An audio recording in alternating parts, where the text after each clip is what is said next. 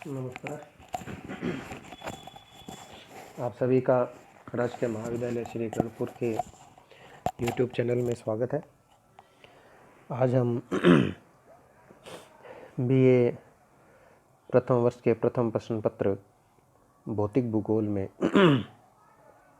पर्वत निर्माण सिद्धांत के बारे में चर्चा करेंगे कि पर्वतों का निर्माण किस प्रकार हुआ।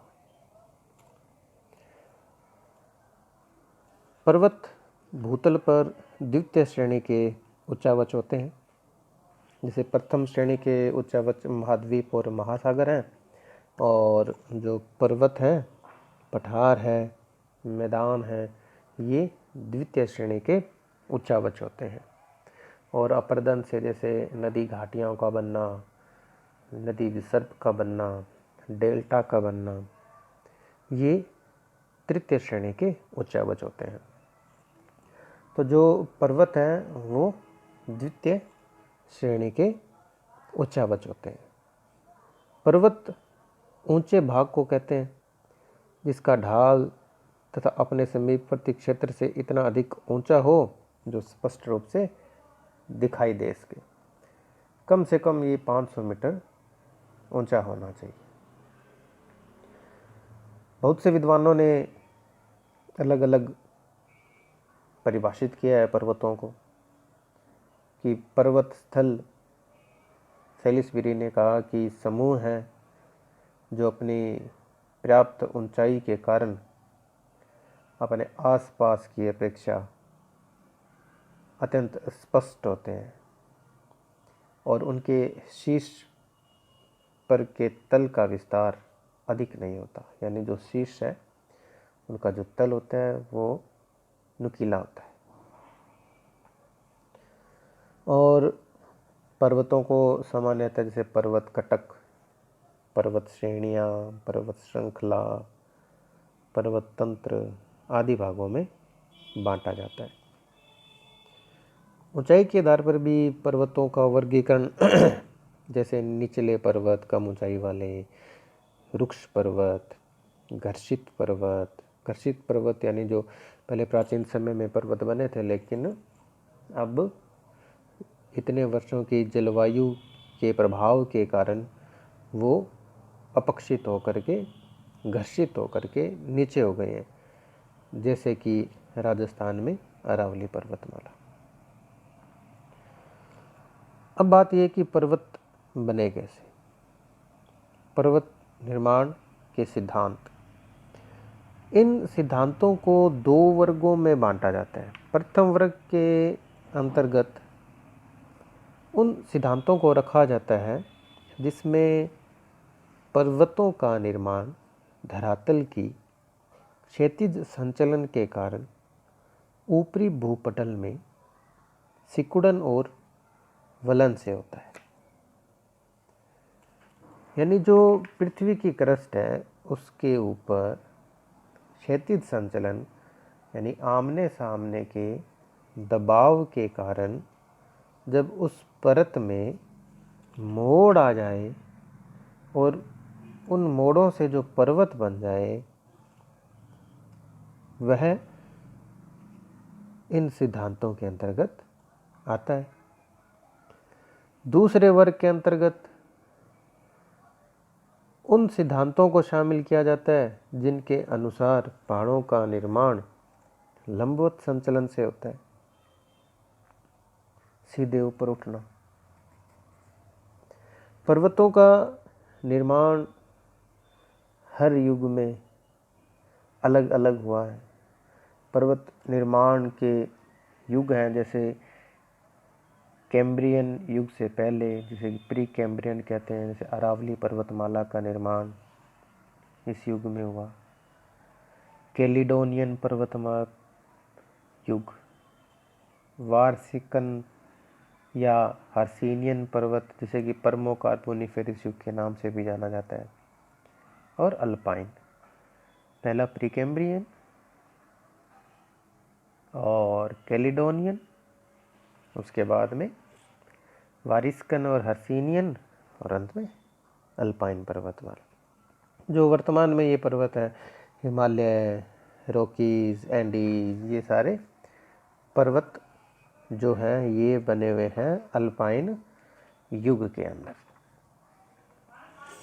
फिर है कोबर का पर्वत निर्माण का भूसन्नति सिद्धांत। कोबर एक जर्मन विद्वान थे।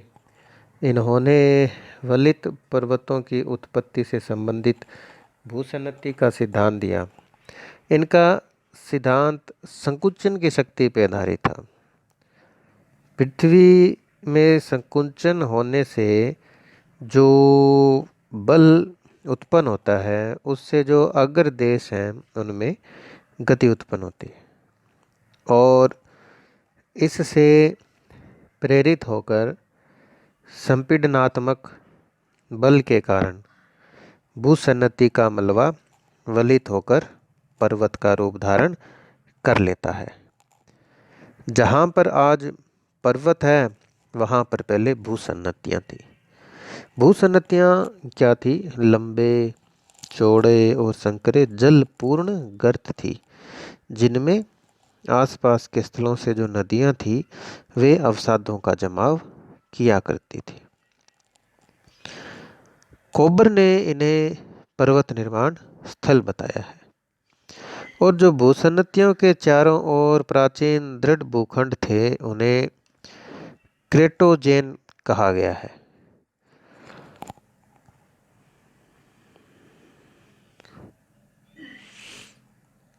आज पर्वत वहाँ पर पहले भूसन्नतियाँ थी और कोबर ने इन्हें पर्वत निर्माण स्थल बताया। इनके चारों ओर जो कठोर भूखंड थे उन्हें क्रेटोजेन बताया गया है। संकुचन के कारण जो अप्रभावित भाग रहा उसे स्वासीन वर्ग की संज्ञा दी, जिसे सामान्य रूप से मध्य पिंड कहा जाता है। कोबर के अनुसार भूसन्नतियाँ लंबे और चौड़े जलपूर्ण गर्त थी। पर्वत निर्माण की पहली अवस्था भूसन्नति निर्माण की होती है। उसमें पृथ्वी के संकुचन के कारण भूसन्नति का निर्माण होता है।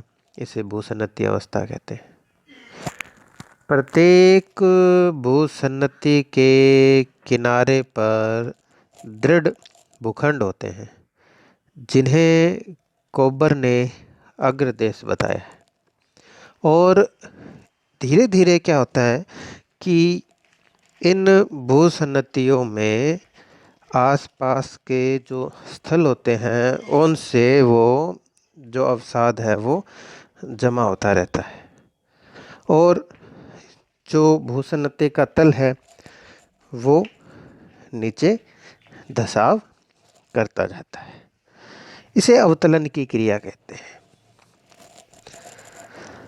इन दोनों क्रियाओं के लंबे समय तक चलते रहने के कारण भूसन्नति की गहराई अत्यंत अधिक हो जाती है तथा अधिक मात्रा में मलबा का निक्षेप हो जाता है।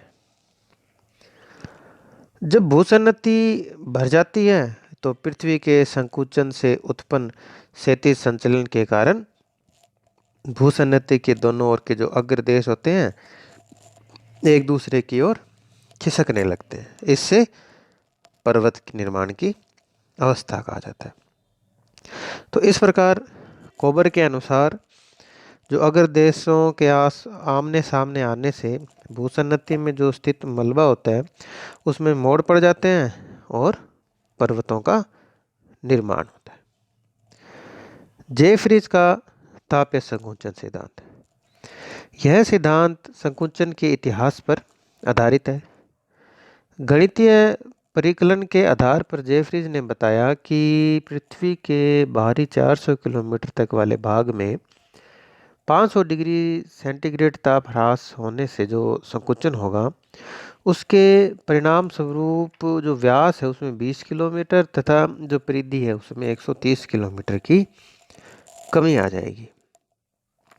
जेफ्रीज के अनुसार पृथ्वी में कई सकेंद्रीय परतें होती हैं और जो इनका शीतलन होने की क्रिया है वो परत के रूप में होती है। धरातल से 700 किलोमीटर की गहराई तक ही ताप ह्रास के कारण शीतल होती है। इसके नीचे वाला भाग इस परिवर्तन से अप्रभावित रहता है। पृथ्वी के केंद्र भाग में शीतल होने की क्रिया नहीं होती। परिणाम स्वरूप पृथ्वी का केंद्र अपने ऊपर स्थित परत के सिकुड़ने में बाधक होता है। ऊपरी परत के नीचे स्थित शीतल होती हुई सिकुड़ती परत केंद्र से इतनी छोटी हो जाती है कि उस पर फिट नहीं हो सकती। ऊपरी तथा निचली परतों के बीच का एक ऐसा स्तर होता है जहाँ पर संकुचन इतना होता है कि मध्य वाली परत निचली परत के साथ फिट हो सके। इस स्तर को तनावहीन स्तर कहते हैं। पर्वत निर्माण की क्रिया सदैव न होकर कुछ खास समयों में ही होती है। संकुचन के कारण उत्पन्न दबाव तथा तनाव की शक्ति का संग्रह होता रहता है। यह क्रिया तब तक सक्रिय रहती है जब तक कि वह शक्ति चट्टान की शक्ति से अधिक नहीं हो जाती। जेफरीज ने बताया कि पर्वत निर्माण धरातल पर प्रत्येक क्षेत्र में नहीं होता। पर्वत निर्माण चट्टान के स्वभाव तथा उसकी शक्ति पर आधारित है। पृथ्वी के शीतल होने की क्रिया महाद्वीपों के नीचे की अपेक्षा सागरीय तली के नीचे अधिक होती है।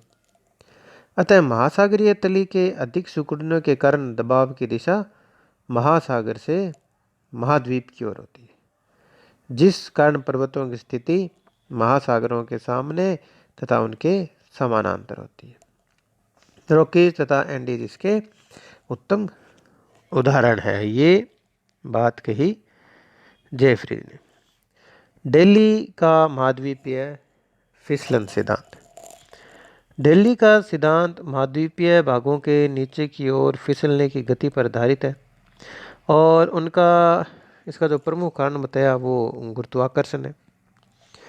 पृथ्वी की उत्पत्ति के बाद शीघ्र ही मौलिक परत तरल पृथ्वी के ऊपर एक पपड़ी का निर्माण हो गया, जिसे उन्होंने प्राचीन पपड़ी या क्रस्ट बताया। भूमध्य रेखा तथा ध्रुवों के पास कठोर स्थलखंड थे, जिन्हें डेली ने भूमध्य रेखीय तथा ध्रुवीय गुंबद बताया। इन स्थलीय गुंबदों के मध्य जलीय भाग थे, जो मध्य अक्षांशीय खाई तथा आद्य प्रशांत महासागर के रूप में थे। इन जलीय भागों के नीचे आद्य पपड़ी का विस्तार था। ऊपरी पपड़ी का घनत्व अधः स्तर की अपेक्षा अधिक था। स्थलीय गुंबद जलीय भाग से ऊपर उठे तथा उनका झुकाव मध्य अक्षांशीय खाई और प्रशांत महासागर की ओर था। ये जलीय भाग प्रारंभिक भूसन्नति के रूप में थे और इन महाद्वीपों के आपस में एक दूसरे की ओर भूमध्य रेखा और ध्रुवों की ओर फिसलने के कारण भूसन्नति का जो मलबा था उसमें संपीड़न हुआ और संपीड़न से ऊंचे ऊंचे पर्वतों का निर्माण हुआ। ये बात बताई दिल्ली ने। होम्स ने जो पर्वतों के निर्माण के संबंध में सिद्धांत दिया वह संवहन तरंग सिद्धांत था, जिसका प्रतिपादन उन्होंने 1928 और 29 में किया। उन्होंने पृथ्वी की आंतरिक संरचना को दो मंडलों में बांटा। ऊपरी जो मंडल था उसे क्रस्ट कहा तथा नीचे वाले को अधः स्तर का नाम दिया। क्रस्ट की बनावट सियाल अधः स्तर की सीमा से हुई और उन्होंने इनकी उत्पत्ति से संबंधित बताया कि तरंगों की उत्पत्ति चट्टानों में स्थित रेडियो सक्रिय पदार्थ पर आधारित है। होम्स ने सामान्य तरंगों की 3 अवस्थाएं बताई है। प्रथम अवस्था जिसके अंतर्गत भूसन्नति का निर्माण होता है और जो दूसरी अवस्था है उसके अंदर वलन के कारण पर्वतों का निर्माण होता है। तीसरी अवस्था में पर्वत जो है वो ऊपर उठते हैं और बड़े ऊंचे होते जाते हैं। जोली का रेडियो एक्टिव का सिद्धांत। इसका प्रतिपादन इन्होंने 1925 में किया। इसे तापीय चक्र सिद्धांत तथा पृथ्वी के धरातल का इतिहास आदि नामों से जाना जाता है।